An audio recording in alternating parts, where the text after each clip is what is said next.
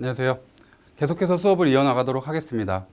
자, 전 시간에 말씀드린 것처럼 분계라는 것은 회사에서 어떤 경제적 사건이 일어났을 때 그 거래를 식별해서 회계 분계의 대상이 되는지, 회계상의 거래인지 아닌지를 먼저 판단을 해서 회계상 거래임을 식별하고 그 다음에 왼쪽은 차변, 오른쪽은 대변, 이렇게 차변과 대변을 구분하여서 각각 우리가 약속된 계정 과목 명들을 쓰고 그 다음에 맞는 금액을 쓰면은 그게 분계라고 했어요. 분계가 회계에서 굉장히 중요하다고 말씀드렸어요. 우리가 이해하고 있는 회계적 이론들이 결국 다 실무상으로는 분계라는 것으로 표현이 되기 때문에 여러분들이 뭐 내용을 충실히 알고 있다고 해도 분계를 하지 못하면 결국 우리가 회계의 목적인 최종 결과물인 재무상태표, 손익계산서 등의 재무제표를 산출할 수 없기 때문에 분계라는 건 여러분들이 꼭 할 줄 알아야 되는 것인데, 자, 분계에 대한 개념에 대해서 제가 다시 한번 짚어드렸고요. 간단한 분계들을 우리가 다시 한번 연습 삼아 해보겠습니다. 회사를 설립하고 주주들이 회사에 자본금을 30원을 현금으로 납입하였다라고 했는데, 자, 현금의 증가, 자산의 증가라는 것은 차변에다가 기록하게 돼 있어요. 그리고 우리가 일상적으로 말하는 현금이라는 것도 회계적인 명칭은 계정과목명은 현금 동일합니다. 우리가 일상생활에서 쓰는 어떤 용어들이 회계적 용어와 부합하는 것도 있고 약간씩 다른 것도 있는데, 여러분들이 분계를 할 때는 계정과목명, 회계에서 인정된 서로 약속된 계정과목명을 써주는 게 상대방도 이해하기가 좋겠죠. 뭐 약간 다른 말을 쓴다고 해서 틀린 건 아니겠지만 그래도 여러분들이 꼭 약속을 좀 지켜주는 게 좋습니다. 자, 자산의 증가가 일어났기 때문에 차변에다가 현금 30원이라고 쓰고 그 다음에 자본금이라는 자본의 증가가 있었기 때문에 자본금 30이라고 대변에 씁니다. 자, 이렇게 차변과 대변의 위치는 어떻게 결정하는지는 거래 판료소라는 것에 의해서 결정이 되는데요. 그거는 제가 이 예제를 간단하게 소개시켜 드린 다음에 그 뒤에 말씀을 바로 드리도록 하겠습니다. 자, 또 다른 분계인데요. 우리가 회사가 소모품이 필요하겠죠. 회사를 운영하는 데 있어서. 그래서 소모품을 구입하고 그에 대한 대가로 현금 10원을 그 소모품을 저한테 준 그 거래처한테 줬습니다. 10원을 줬습니다. 그러면 현금 10원의 자산이 감소했기 때문에 자산의 감소는 대변에다 쓰게 돼 있어요. 그래서 현금 10이라는 것을 대변에다가 쓰고, 우리가 소모품을 구입했기 때문에 우리가 소모품이라는 자산이 증가했잖아요. 그래서 자산의 증가는 차변에 쓰기 때문에 소모품 자산, 소모품 10 이렇게 차변에다가 써주면 됩니다. 그러면 이거는 현금 자산이 감소됨으로써 소모품이라는 어떤 유형 자산이 증가하게 된 것을 보여주는 분계 시기라고 생각하면 됩니다. 자, 또 용역을 제공하고 40원의 현금을 받았다. 우리 회사가 남한테 어떤 일을 해줬어요. 그리고 40원의 대가를 받았습니다. 그러면 여러분들이 좀 익숙해지시죠? 현금이라는 자산의 증가가 있었기 때문에 차변에다가 현금 40이라고 이렇게 적어주고 그 다음에 대변에다가는 우리가 매출이라는 어떤 수익의 발생에 대한 분계를 여기다가 매출이라는 이름으로 해서 40 이렇게 적어주면 됩니다. 자, 여러분들이 예시로만 좀 봤기 때문에 마지막으로 한 개만 더 보고 얘기해 볼까요? 은행에서 현금 40원을 대출받았다. 회사가 회사를 운영하는 데 있어서 자금이 많이 필요하잖아요. 그래서 은행에서 돈을 빌리는 경우가 많이 있어요. 개인도 그렇지만 법인도 똑같이 그렇죠. 자, 그러면 어쨌든 빚을 졌지만 은행에 우리가 현금 40을 받았기 때문에 현금이라는 자산의 증가가 이루어졌어요. 그래서 차변에다가 현금 40 이렇게 적어주시면 되고, 대변에다가는 은행에서 빌린 돈은 회계적 명칭은 차입금이라고 합니다. 이게 뭐 1년이 만기가 1년이 넘는 긴 차입금은 장기 차입금이라고 하고, 1년 내에 갚아야 되는 차입금을 단기 차입금이라고 이렇게 하나씩 살이 늘어나게 될 텐데요. 여러분들이 지금 처음 분계를 공부하는 입장에서는 장단기 구분 없이 일단 차입금이라는 명칭에 익숙해지도록 차입금 40이라고 대변에 적었어요. 자, 부채가 40원 증가하면서 현금이라는 자산이 40원 증가했다라는 것이 이제 이 분계인데요. 자, 우리가 이렇게 분계들을 얘기해 봤는데 이것들을 이제 하나로 모은 표가 있습니다. 한번 표를 볼까요? 우리가 거래 판료소라는 것에 대해서 한번 알아보겠습니다.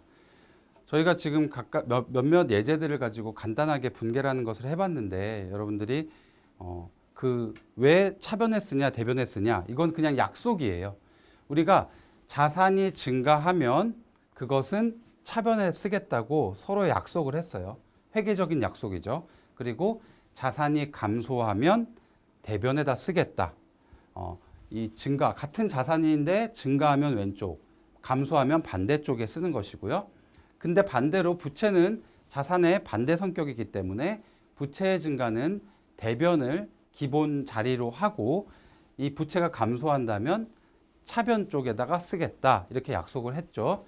그리고 우리가 아까 자본금 예제도 봤었는데 자본이라는 것이 증가하면 자본을 여기다가 쓰고 감소하면 그 반대 자리에다 쓰겠다. 이렇게 자산, 부채, 자본이라는 건 재무상태표 계정인데요. 재무상태표 계정들은 이렇게 감소와 증가가 있을 수 있고 자산 자리는 여기, 부채, 자본 자리는 여기 대변 쪽을 베이스로 해서 감소하는 때는 반대쪽에 쓰겠다. 이렇게 약속을 했고요.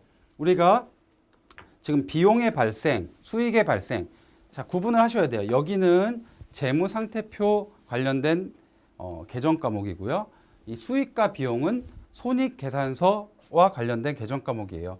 저희가 재무제표를 공부할 때 첫 시간에 재무상태표와 손익계산서 이 두 가지가 제일 중요하다고 했는데 재무상태표는 특정 시점 현재 회사의 자산, 부채, 자본의 상태를 말하는 것이라고 했어요. 보통 12월 31일자로 그 회사의 자산, 또 부채는 빚이죠. 그리고 자본은 이제 주주들이 투입한 돈, 그리고 여태까지 벌어들인 돈의 합 이런 개념인데요.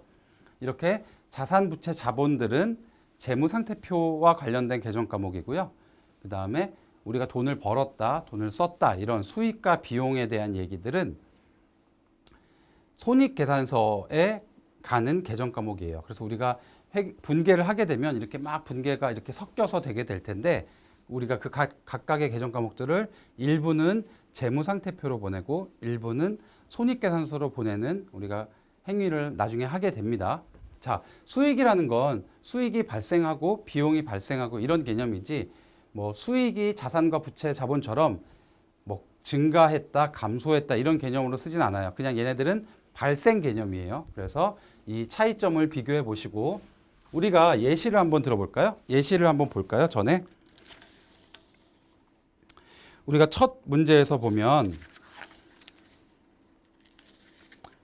우리가 전 예시가 회사를 설립하고 주주들이 자본금 30원을 현금으로 납입하였다. 우리가 이렇게 한다고 했는데 자, 아까 우리가 거래 판료소를 공부했으니까 이제 이해가 될 거예요. 회사를 설립하면서 주주들이 자본금 30원을 회사에 납입했기 때문에 회사 입장에서 보면은 현금이라는 자산의 증가가 이루어졌기 때문에 차변에다가 쓰고요. 그 다음에 자본금이 증가했기 때문에 대변에다가 쓰는 거예요. 이거는 아까 걸로 보시면 현금 자산의 증가와 자본의 증가 이 두 개가 믹스된 거죠. 자, 이렇게 하나의 그 분계가 일어났고요. 그 다음에 두 번째 소모품을 구입하고 현금 10원을 지급하였다. 이거는 현금이란 자산 10원이 감소하면서 소모품이라는 자산 10원이 증가했기 때문에 자산의 증가와 자산의 감소가 쌍으로 이루어진 거예요. 그래서 여기 거래 판료소에서 보면 현금이라는 자산 10원이 감소하면서 소모품이라는 자산 10원이 증가했기 때문에 이렇게 두 개가 연결이 쌍을 이루는 거죠. 그 다음에 세 번째는 용역을 제공하고 40원의 현금을 받았다. 그러면 현금 자산이 증가하면서 수익이 발생된 거예요. 그러면 거래 판료소에서 확인을 하면 수익의 발생과 자산의 증가 이게 쌍을 이루어서 분계가 이루어진 겁니다. 자, 마지막으로 은행에서 현금 40원을 대출받았다. 그러면 현금 자산의 증가 40원이 이루어졌고 은행에서 대출받은 금액에 대한 차입금이라는 부채가 40원이 증가한 거죠. 거래 판료소에서 다시 한번 또 보면은 부채가 증가하고 자산이 증가하는 게 이 두 개가 쌍을 이룬 거예요. 자, 이렇게 다 연결이 될 수 있어요. 이렇게. 그래서 거래 판료소라는 거는 뭐 이렇게 다 연결이 될 수 있다라고 여러분들이 생각하시면 되고요. 우리가 어떤 회계적 이벤트를 어떤 회사의 경제적 사건을 회계 분개의 대상이 되는 회계적 이벤트다라고 이제 식별을 했다면 1차적으로 그러면 그 다음에는 우리가 그 거래에 대해서 분석을 해왔고 이 쌍 중에서 어떤 것이 되는지 하는 것이 분개입니다. 자, 이건 좀 분개 예시가 좀 길고 어렵긴 한데 여러분들이 좀 차근차근 이걸 한번 따라가는 게 여러분들한테 굉장히 유용할 수 있기 때문에 여러분들 좀 처음이라 갑자기 난이도가 높아지고 당황스럽더라도 한번 천천히 한번 저랑 공부를 해볼게요. 자, 1월 1일 날 현금 2,000원을 출자해서 사업을 시작하였습니다. 우리가 법인 사업자를 설립할 때는 그 주주들이 회사에 처음에 설립할 때 자본금을 납입해야 돼요. 그렇기 때문에 현금 2,000원을 주주들이 출자해서 사업을 시작했다는 것은 회사에 현금 2,000원이라는 자산이 증가되면서 자본금도 대변해서 2,000원이 증가했다라는 것이고요. 이 다음 화면에서 제가 이렇게 다 답을 달아놨기 때문에 일단 답을 보지 말고 우리가 뭐 머릿속으로 한번 좀 먼저 떠올려 볼게요. 자, 그리고 그 다음 날 사업을 시작하려고 하는데 돈도 이제 회사에다가 넣었어요. 근데 사무실이 있어야겠죠. 그래서 사무실을 빌렸다. 빌리는 거를 임차했다고 해요. 회계적인 용어로는. 그래서 우리가 사무실을 빌릴 때 보통 월세도 내지만 처음에 보증금을 내잖아요. 그 보증금을 임차 보증금이라고 하는데 건물주한테 현금 500원을 임차 보증금으로 일단 지급을 하고 임대차 계약을 했습니다. 자, 그럼 1월 2일 날은 회계적 이벤트가 500원이라는 현금이 지출되면서 임차 보증금이라는 자산이 생겼겠죠. 여러분들 돈이 당장 나가긴 했지만 그 임차 보증금이라는 건 내가 이 사무실을 뺄 때 건물주한테 다시 돌려받을 돈이잖아요. 전세금처럼. 그렇기 때문에 그거는 내 돈이에요. 내 돈. 당장에 나한테 손해는 없지만 내 재무상태표에 자산으로 잡아놔야 될 내 돈이기 때문에 현금 자산 500원이 감소해서 대변에다가 기입을 하지만 임차 보증금이라는 계정 과목을 쓴 자산이 증가하는 거기 때문에 차변에다가는 임차 보증금 500원 이렇게 쓰면 될 거고요. 자, 우리 이제 사무실까지 구했으니까 책상을 사야겠죠. 그래서 다음 날 책상 100원을 현금으로 구입하였다. 책상을 파는 판매업자한테 우리가 100원이라는 현금을 지급하고 책상을 구입한 거죠. 받은 거죠. 그러면 이거는 아까 거래 판료소에서 어떤 쌍일까요? 현금 자산 100원이 감소되면서 책상이라는 비품 자산이 증가했다. 요 위에 쌍이 되겠죠. 그래서 1월 3일 날 책상을 우리가 회계적으로는 뭐 책상이라고 재무상태표에 기입하지 않고 다 그런 것들을 통틀어서 비품이라는 계정 과목을 씁니다. 여러분들이 회계가 어려운 이유는 처음에 용어가 어려워서 그래요. 익숙치가 않아서. 우리가 그냥 일상생활에서 책상을 책상이라고 하지 뭐 비품이라고 하지 않잖아요. 근데 그렇게 책상, 뭐 볼펜, 여러 가지 물건들, 의자 이런 것들을 다 그 용어로만 다 직접 쓰면 재무상태표가 너무 가짓수가 많아지고 길어지고 어지러워지기 때문에 비슷한 성격의 개념들을 다 이렇게 묶어서 하나의 개념으로 상위 개념으로 우리가 통합해서 쓰게 됩니다. 자, 그래서 책상은 비품이라는 거 기억하시고요. 차변에 비품 100원이라는 자산이 증가되면서 대변에 현금 자산 100원이 감소했다. 이렇게 기입을 하면 되겠죠.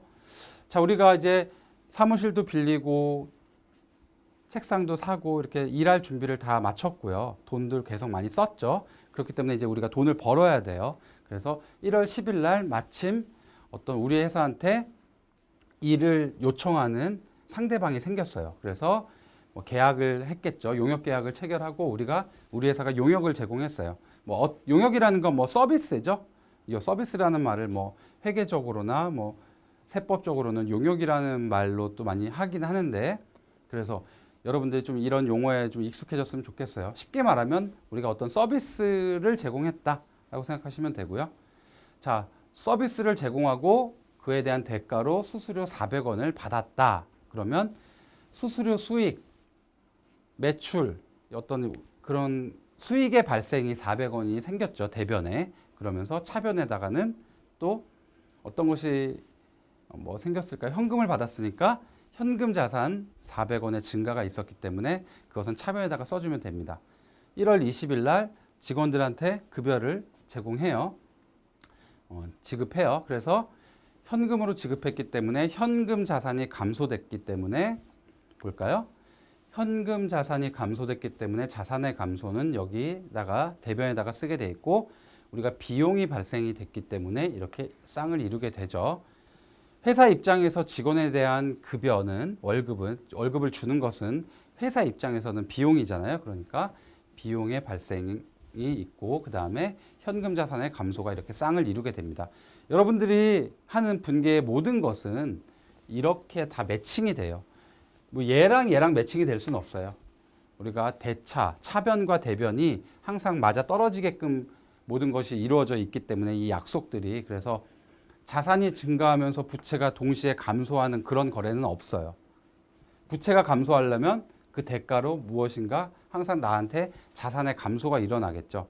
내가 은행 빚을 갚아서 부채가 감소한다면 그 갚은 돈인 자산도 감소하는 것처럼, 그래서 항상 이렇게 서로 쌍을 차변과 대변이 이룬다고 생각하시면 돼요.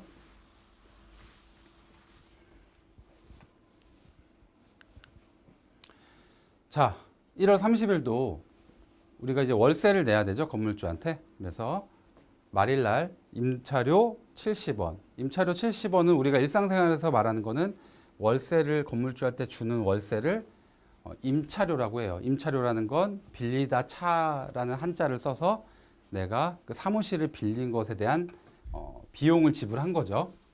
임차료 70을 현금으로 지급하였다. 그럼 여러분들 이제 좀 익숙하시죠? 현금을 지급했으니까 우리 회사에서 현금이 빠져나간 거잖아요. 그러면 현금이라는 자산의 감소가 생겼기 때문에 그것은 대변에다가, 자산의 감소는 우리가 대변에 기입하기로 약속했으니까 대변에다가 현금 70 이렇게 쓰고요. 그 다음에 차변에다가는 임차료라는 비용의 발생 70 이렇게 분계를 하는 거예요. 실무적으로는 여기 차변, 대변 이렇게 쓰는 것이 시간이 걸리니까 그냥 이렇게 가운데 사선을 긋고 왼쪽은 차변, 오른쪽은 대변이라고 서로 다 약속이 돼 있어서 계정 과목 쓰고 금액 쓰고 계정 과목 쓰고 금액 쓰면 하나의 분계가 완료되는 겁니다. 자, 이런 식으로 저희가 답을 보지 않고 같이 한번 공부를 해봤는데요.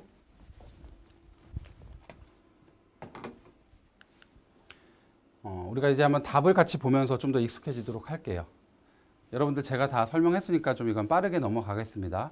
1월 1일 날 회사를 만들었어요. 그랬을 때 주주들이 2,000원이라는 자기의 돈을 회사에 넣었죠. 그러면 현금이라는 자산이 증가됐기 때문에 자산의 증가는 차변에 쓴다.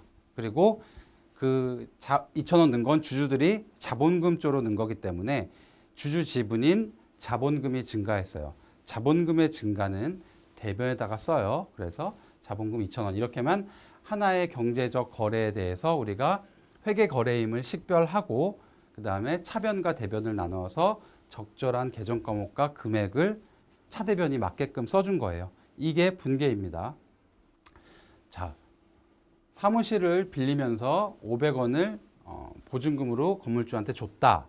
그러면 우리는 항상 회계라는 거는 회사 입장에서 회사 기준으로 생각하는 거예요. 내 회사 기준으로. 그래서 우리 회사의 현금 자산이 회사 밖으로 유출됐기 때문에 자산의 감소인 현금 200원, 현금 500원이죠. 예, 감소가 일어났습니다. 자, 그리고 대변에는 임차 보증금이라는 나중에 돌려받을 돈. 나중에 돌려받을 돈은 자산인 거예요. 그렇기 때문에 임차 보증금이라는 자산의 증가가 이루어져서 500원 씁니다. 자, 나머지 것들은 여러분들 아까 설명드렸으니까 간단하게 같이 보시면 될 것 같아요. 자, 그러면 이렇게 분계가 매일매일 그 거래가 일어나는 날짜별로 우리가 이렇게 분계를 매일매일 하는 거예요. 우리가 이 일을 매일매일 하는 거예요. 그리고 나서 이렇게 매일매일 분계를 하는데 이렇게 분계만 하면 끝나느냐? 그건 아니겠죠. 이걸 가지고 결국 어떻게 재무상태표와 손익계산서를 만들 것이냐라는 과제가 남아 있잖아요. 우리가 매일매일 이렇게 한다고 해서 끝나는 것은 아니고 이것을 기입을 해요. 전기라고 하는데 이렇게 현금이라는 어떤 하나의 원장에다가 얘를 다 모아요. 현금 거래를. 볼까요? 현금 거래가 어디 있었을까요? 우리가 대부분 현금 거래를 하다 보니까 현금 거래가 제일 많아서 현금을 먼저 잡아봤습니다. 현금이 1월 1일 날은 들어왔어요. 현금이 들어왔죠. 그러다가 1월 2일 날은 보증금 쪽으로 현금이 500원이 나갔어요. 그리고 또 책상 사느라고 현금이 나갔고 그 다음에 현금이 일해 갖고 우리가 번 돈 400원이 들어왔고 그 다음에 급여를 지급하고 임차료를 지급하면서 현금이 나갔죠. 이렇게 현금의 움직임이 우리가 이걸 날짜별로 분계를 하다 보니까 이렇게 다 각각 따로 놀게 돼 있잖아요. 그래서 이것들을 현금이라는 것 하나로 묶어서 자 2,000원이 현금이 들어왔다. 근데 그게 우리가 당연히 지금 이게 현금이기 때문에 현금인 건 다 알아요. 우리가 왜 2,000원이 들어왔는지를 그 거래 상대방 계정 과목을 적어둠으로써 우리가 또 좀 더 보기 쉽게 할 수 있도록 자 자본금 2,000원의 명목으로 해서 회사에 현금 2,000원이 들어왔다. 그럼 우리가 현금 계정별 원장을 보면 현금 1월 1일 날 현금이 증가했다. 현금이라는 건 자산 계정 과목이기 때문에 차변에 있으면 증가한 거잖아요. 그래서 이렇게 2,000원을 적어줘요. 차변에 있는 게 뭐가 있죠? 여기에 한 번 있었고 여기에 한 번 있었네요. 처음에 자본금을 주주들이 넣은 거, 그 다음에 돈을 벌어들인 게 이게 현금이 들어왔던 거 두 가지였죠. 그래서 1월 1일 2,000원, 1월 10일 400원을 이렇게 현금 계정별 원장에다가 적어주는 겁니다. 그리고 현금이 나간 건 많죠. 임차 보증금으로 1월 1일 날 500원 썼고요. 1월 3일 날 책상 사느라고 100원 썼고 그 다음에 급여와 월세 지급하느라고 이렇게 총 4번의 현금 지출이 있었어요. 현금 지출이 있었으니까 현금 계정별 원장에다가 현금의 감소니까 대변에다가 쓰고 이렇게 날짜별로 이 현금이 나간 거래 상대 계정 과목을 써줌으로써 이렇게 각각 우리가 다 적어놨어요. 그러면 회계는 항상 차변과 대변이 다 맞아 떨어져야 되거든요.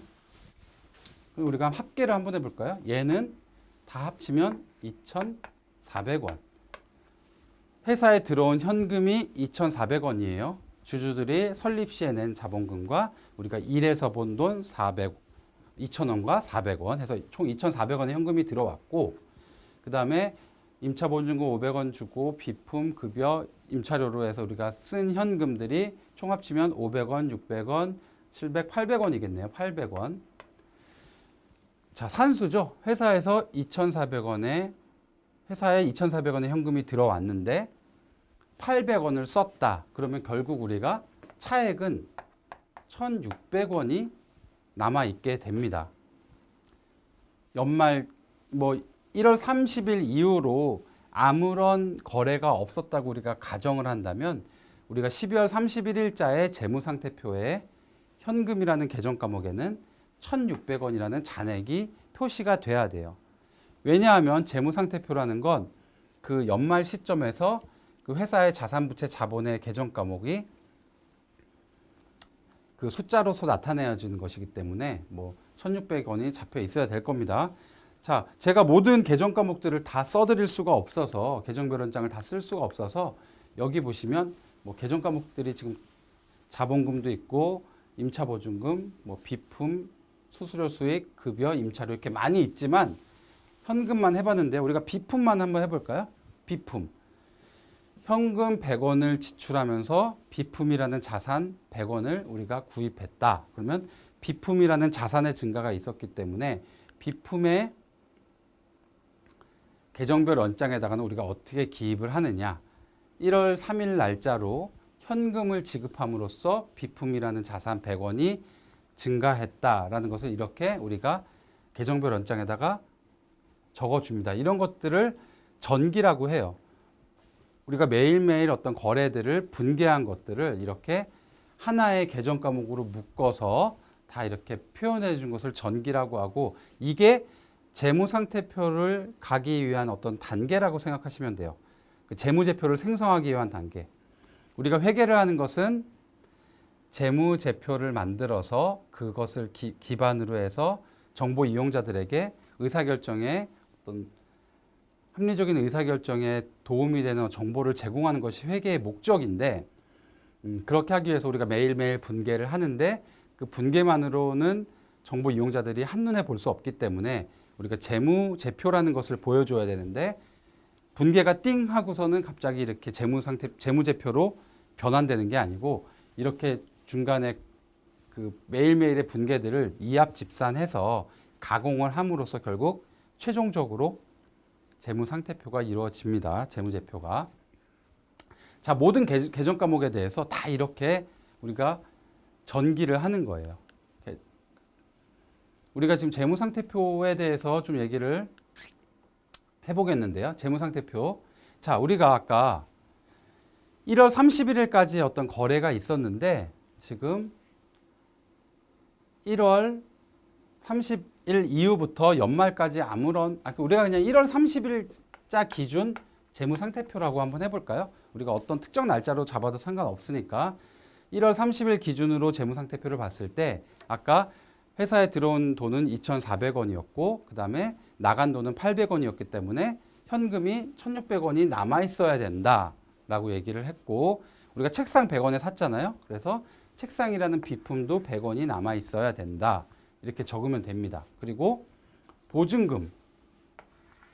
우리가 건물주한테 그 사무실을 빌리면서 임차 보증금 500원을 줬으니까 우리가 이건 나중에 나갈 때 돌려받아야 될 자산 성격이기 때문에 임차 보증금 500원이라는 자산을 차변에다가 적어요. 그리고 대변에다가는 우리가 재무상태표의 구성 요소가 뭐죠? 자산, 그리고 부채, 자본. 뭐 이런 식으로 이 세 개의 것들이 구성된 게 재무상태표잖아요. 그래서 자본금 2,000원을 처음에 납입했고 자본의 변동이 없었기 때문에 자본금 2,000원을 써요. 그러면 여러분들 1,700원에다가 2,200원이 되죠. 그리고 얘만 쓰면 원래 2,000원일 거예요. 그러면은 이게 B잖아요. 원래 이게 없다고 치면은 차변은 1,600원, 1,700원에서 2,200원인데 얘가 없다고 쳤으면 2,000원밖에 안 돼요. 그러면 이 200원의 차이는 뭘까 했을 때 우리 회사가 벌어들인 돈 200원을 여기다가 적어주는 거거든요. 손익계산서를 먼저 볼게요. 손익계산서를 보시면 우리가 아까 용역을 제공하고 매출을 일으킨 게 400원이 있었고요. 급여와 임차료, 이 비용 성격의 것들이 발생된 것이 130원, 70원이 있었어요. 400원을 벌었고 우리가 비용으로 지출한 것, 뭐 자산을 사는데 지출하거나 이런 것들이 아닌 그냥 순수 단기 비용 개념들은 여기다가 130원, 70원 이렇게 적으면 올해 벌어들인 수익은 200원이죠. 그래서 재무상태표에다가 현금, 비품, 임차보증금 이렇게 자산들을 적고 그 다음에 자본금 2,000원을 적고 나면 여기다가 우리가 올해 벌어들인 이익, 손익계산서를 먼저 우리가 작성을 하고 여기서 벌어들인 이익이 결국 주주들의 몫이 되기 때문에 여기 자본의 이익잉여금이라는 성격으로 해서 이렇게 들어가게 되면서 대차가 2,200원씩 딱 맞아 떨어지게 돼요.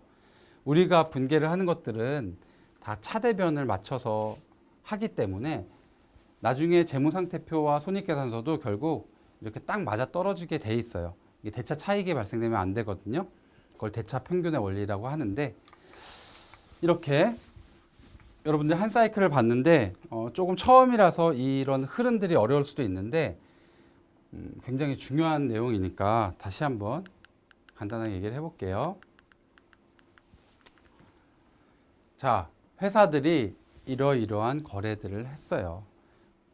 근데 이러한 회사의 어떤 경제적인 사건들이 일반적인 사건들도 있고 회계상의 거래가 아닌 일반 사건들도 있고 또 분계의 대상이 되는 회계상의 거래가 있기도 해요. 그래서 우리가 처음에 회사에서 어떤 경제적 이벤트가 발생됐을 때 그것이 거래를 식별을 해서 이게 회계 분계의 대상이 되는 것이냐 먼저 고민을 해보고, 다행히 여기 있는 6건의 거래들은 다 회계의 분계 대상이 되는 회계상의 거래였어요. 그래서 우리가 분계를 이렇게 해줬는데, 우리가 거래 판류소에 따라서 자산의 증가는 차변에, 자본의 증가는 대변에, 또는 자산의 증가와 자산의 감소가 쌍을 이루는 경우도 있고요.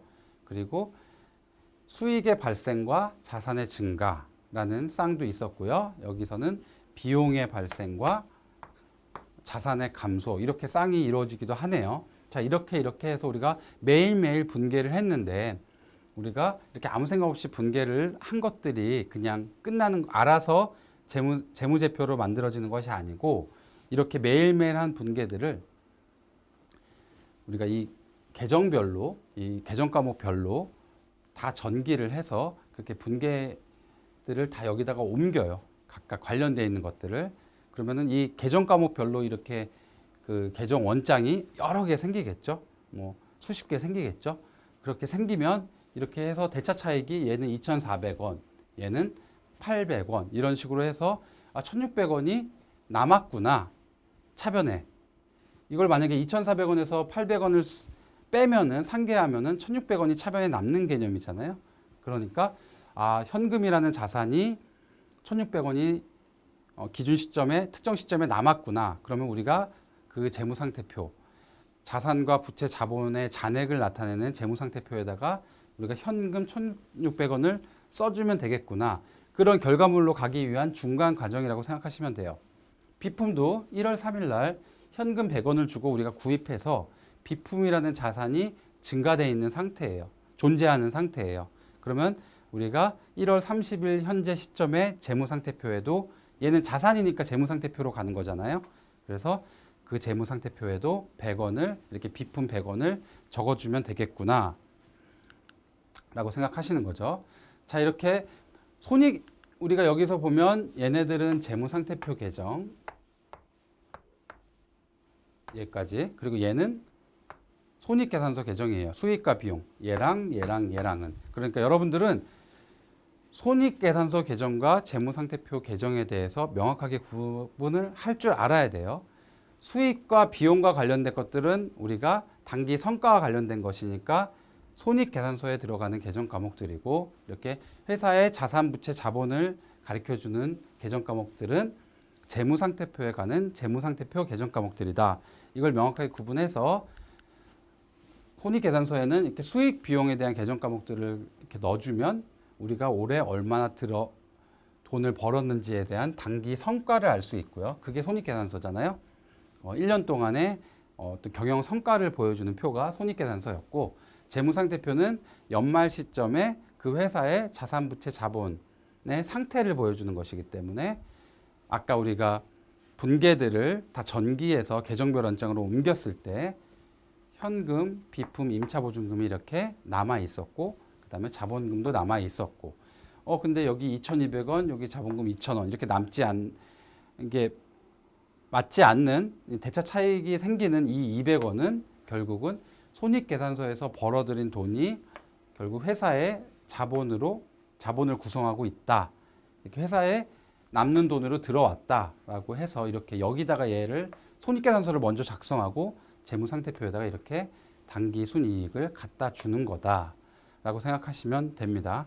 자, 그래서 분계와 전기도 끊을 수 없는 연관관계가 있고, 그렇게 전기한 것을 기본으로 해서 총계정 원장을 가지고 재무상태표를 만드는 것도 밀접한 관련이 있죠.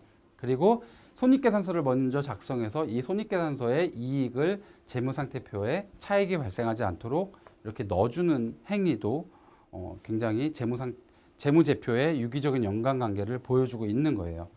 자, 여러분들 이렇게 한번 재무상태표와 손익계산서 그리고 분계에 대해서 이번 시간에는 공부를 해봤습니다.